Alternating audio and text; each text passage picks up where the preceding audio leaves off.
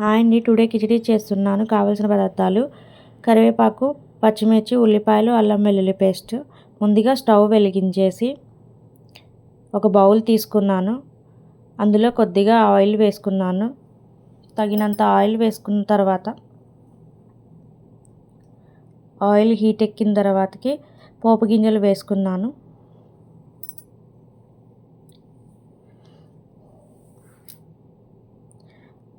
పోపు గింజలు వేసుకున్న తర్వాత కరివేపాకు వేసుకున్నాను. కరివేపాకు వేసుకున్న తర్వాత పచ్చిమిర్చి వేసుకున్నాను. పచ్చిమిర్చి వేసుకున్న తర్వాత ఉల్లిపాయ ముక్కలు వేసుకున్నాను. ఉల్లిపాయ ముక్కలు వేసుకున్న తర్వాత కొద్దిగా అల్లం వెల్లుల్లి పేస్ట్ వేసుకున్నాను. కొద్దిగా అల్లం వెల్లుల్లి పేస్ట్ వేసుకున్న తర్వాత వేగనిచ్చిన తర్వాతకి తగినంత ఎసరు పోసుకున్నాను.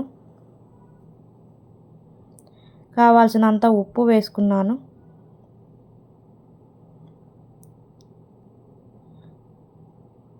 కావాల్సినవి పప్పు బియ్యం తీసుకున్నాను. ఎసరు మరిగిన తర్వాతకి పప్పు బియ్యాన్ని వేసాను.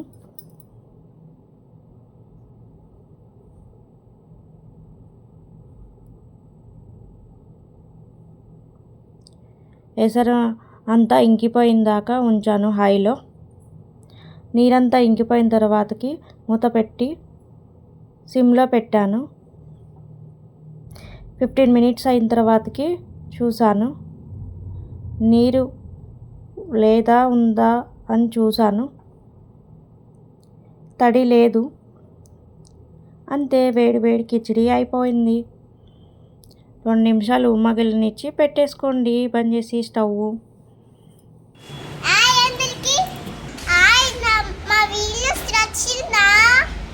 లైక్ చేయండి.